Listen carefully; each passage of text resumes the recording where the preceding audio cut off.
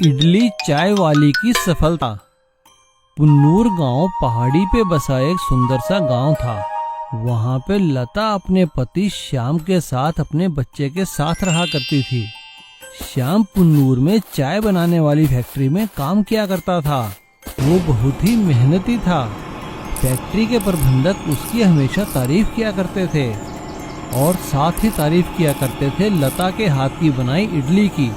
भाई श्याम, लंच का टाइम हो गया है, अपना टिफिन तो खोलो भाई, हमें तो इंतजार है लता जी की बनाई हुई इडली खाने का। जी सर, अभी खोलता हूँ। आज तो लता ने आपके लिए 2 इडली स्पेशल भेजी हैं। हाँ भाई ठीक है, लता का हमारी ओर से धन्यवाद कहना। और सभी लोग मिलकर लंच करने लगते हैं। सब कुछ सही चल रहा था, लेकिन भाग्य को कुछ और ही मंजूर था। एक दिन अचानक फैक्ट्री में काम करते हुए श्याम के दोनों हाथ मशीन की चपेट में आ जाते हैं और उसके दोनों बाजू काटने पड़ते हैं। हॉस्पिटल से घर आने के बाद वो बहुत मायूस हो जाता है, क्योंकि अब वो मजबूरी में फैक्ट्री में काम नहीं कर सकता था। फैक्ट्री उसे उचित मुआवजा भी देती है, लेकिन भला वो पैसा कितने दिन चलता। मुआवजे का पैसा खत्म होने की स्थिति में अब लता के सामने घर चलाने की जिम्मेदारी थी, क्योंकि श्याम हाथ न होने के कारण कोई काम नहीं कर सकता था।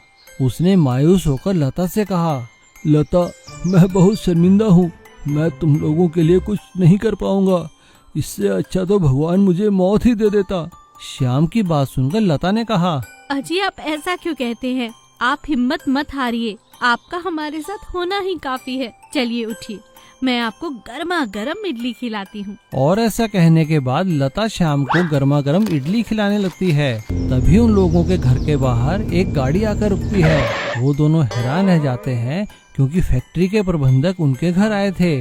वो घर के अंदर आते ही कहते हैं, भाई वाह, कितनी अच्छी खुशबू आ रही है। भाई लता जी, हमें तो आपके यहाँ की इडलियाँ खींच लाई यहाँ पर। उनकी ये बात सुनकर लता कहती है, हाँ हाँ बिल्कुल सर, मैंने अभी अभी गर्मा गर्म घर में इडलियाँ बनाई हैं, मैं आपके लिए भी लेकर आती हूँ। ऐसा कहकर लता उनके लिए इडलियों भरी प्लेट लेकर आती है। फैक्ट्री के प्रबंधक इडली खाकर लता की बहुत तारीफ करते हैं और उन्हें एक प्रस्ताव देते हैं। श्याम, लता, श्याम के साथ जो कुछ हुआ उसका कंपनी को बहुत अफसोस है। इसके लिए कंपनी आपको एक ऑफर दे रही है। कंपनी चाहती है कि फैक्ट्री की कैंटीन लता जी चलाएं और अपने हाथों का बना स्वादिष्ट और पौष्टिक खाना सारे मजदूरों को खिलाएं। और हाँ श्याम, तुम वहाँ बैठे बैठे काम की निगरानी भी कर सकते हो। इसके लिए कंपनी तुम्हें अलग से पैसा देगी। फैक्ट्री के प्रबंधक की बात सुनकर दोनों खुश हो जाते हैं और फैक्ट्री की कैंटीन में काम करने के लिए हामी भर देते हैं। अब फैक्ट्री की कैंटीन में लता इडली के साथ साथ स्वादिष्ट चाय बनाकर भी बेचने लगती है और श्याम वहाँ बैठा बैठा सारे कैंटीन के हिसाब किताब की देखभाल करता है। और लता को सभी इडली और चाय वाली लता जी के नाम से जानने लगते हैं और धीरे धीरे उन्हें आसपास की फैक्ट्री की कैंटीनों में भी काम मिल जाता है। और वो अब एक सफल गृहिणी ही नहीं, बल्कि एक सफल बिजनेस वुमन बन चुकी थी। इसीलिए कहते हैं ना, ईमानदारी और सच्चे दिल से किया गया काम कभी निष्फल नहीं जाता, उसका फल हमेशा मिलता है। फ्रेंच फ्राइज वाले की सफलता। एक गांव में सोनू नाम का एक लड़का अपनी बहन मीनू के साथ रहता था। उन दोनों के माता पिता का देहांत हो चुका था। सोनू अपनी बहन मीनू का बहुत ख्याल रखता था। सोनू गांव में मेहनत करके अपना और अपनी बहन मीनू का पालन पोषण करता था। सोनू खुद नहीं पढ़ सका, लेकिन उसकी इच्छा थी कि उसकी बहन मीनू काफी अच्छी पढ़ाई करे और पढ़ लिख कर एक अच्छी डॉक्टर बने। मीनू भी पढ़ाई में काफी होशियार थी और वो स्कूल में हमेशा अव्वल आती थी। मीनू दिन रात बड़ी मेहनत से पढ़ाई करती रहती थी, क्योंकि उसे डॉक्टर बनकर अपने भाई का ख्वाब जो पूरा करना था। एक दिन रात को जब मीनू पढ़ रही थी तो सोनू ने आकर उससे कहा, अरे मेरी प्यारी बहना, अभी तक पढ़ रही है? ये ले, एक गिलास दूध पी ले गर्मा गर्म, शरीर में ताजगी आ जाएगी। अपने भाई की बात सुनकर मीनू ने कहा, भैया आप मेरा कितना ख्याल रखते हो, अगर आप ना होते तो मेरा क्या होता। मीनू की बात सुनकर सोनू ने कहा, अरे हट पगली, ऐसा नहीं कहते। चल चल चल, अब दूध पी ले और पढ़ाई जल्दी करके सो जाना। और हाँ देख, मुझे कल शहर किसी काम से जाना है, मैं जल्दी ही वापस आ जाऊंगा। खाना बनाकर जाऊंगा, खा लेना। ठीक है भैया। अगले दिन सोनू सुबह अपने काम से शहर चला जाता है। शहर में जब उसे भूख लगती है तो वो एक जगह खाने की दुकान पर रुकता है। वो वहाँ पर फ्रेंच फ्राइज देखकर हैरान हो जाता है और एक प्लेट फ्रेंच फ्राइज लेकर खाने लगता है। फ्रेंच फ्राइज उसे बहुत स्वाद लगते हैं। वो वहाँ बैठा बैठा फ्रेंच फ्राइज बनाने का तरीका देखता रहता है। गांव आने के बाद अगले दिन सोनू फ्रेंच फ्राइज बनाने की कोशिश करता है और अपनी बहन मीनू को देता है। मीनू, ये खाकर देख तो। भैया, ये क्या है? मैंने कल शहर में खाए थे। इन्हें फ्रेंच फ्राइज कहते हैं और मैंने बनाना भी सीख लिया। बता तो कैसे बने हैं? भैया, ये तो बहुत स्वादिष्ट बने हैं। क्या ये कल मैं लंच बॉक्स में ले जाऊं अपनी सहेलियों के लिए? हाँ हाँ, ले जाना, मैं कल और बना दूंगा। स्कूल में मीनू की सहेलियों ने फ्रेंच फ्राइज खाकर मीनू से कहा, अरे मीनू, ये तो बहुत अच्छे हैं। अपने भैया को बोलकर कल और लेकर आना हमारे लिए। मीनू घर आकर अपने भैया से अपनी सहेलियों की बात बताती है। सोनू अगले दिन भी फ्रेंच फ्राइज बनाकर मीनू को देता है। अब तो रोज ही सोनू से कोई ना कोई फ्रेंच फ्राइज बनाने की डिमांड करने लगता है। ये देखकर सोनू को एक आइडिया आता है।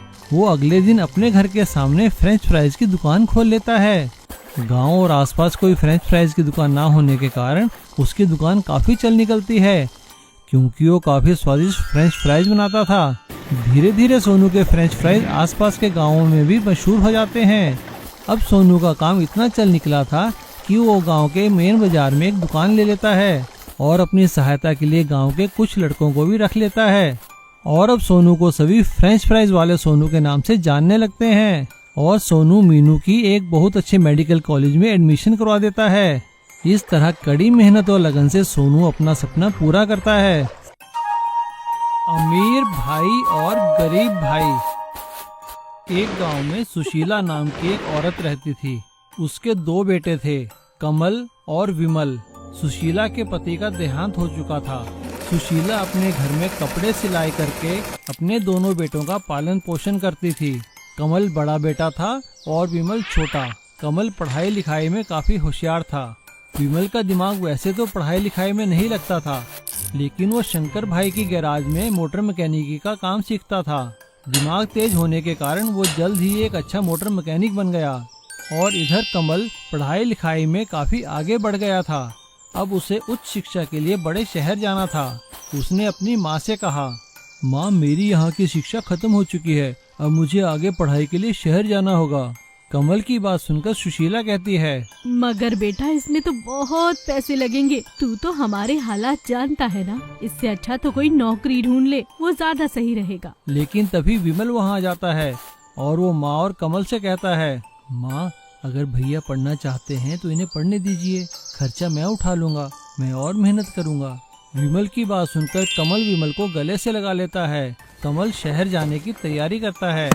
कमल शहर में एक बहुत बड़े कॉलेज में एडमिशन ले लेता है और खूब मेहनत से पढ़ाई करता है। पढ़ाई लिखाई खत्म होने के बाद कमल एक बहुत बड़ी कंपनी में ऑफिसर बन जाता है। और इधर विमल अपनी माँ के साथ गाँव में ही रहता है और कमल का इंतजार करता है। लेकिन कमल कभी वापस घर नहीं आता। वो सिर्फ फोन पे ही कभी कभी बात कर लिया करता है। बड़ा ऑफिसर बन जाने के कारण कमल में काफी घमंड आ गया था। और इधर सुशीला कमल को याद कर करके रोती रहती है और उनकी तबीयत काफी खराब हो जाती है।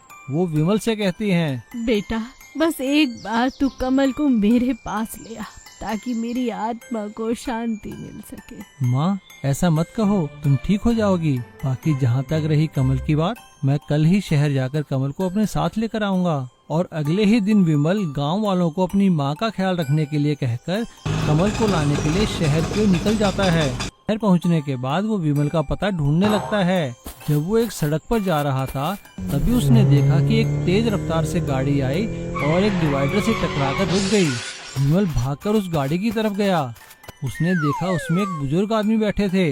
विमल ने उन्हें बाहर निकाला। बाबूजी, आप ठीक तो है ना? आपके ज्यादा चोट तो नहीं लगी? अरे नहीं बेटा, हल्की सी खरोंच आई है। शुक्र है भगवान का जो मैं बच गया। लगता है गाड़ी की ब्रेक फेल हो गई है। कोई बात नहीं बाबूजी, मैं अभी देखता हूँ। विमल ने कार से टूल बॉक्स निकाला और कार को ठीक कर दिया।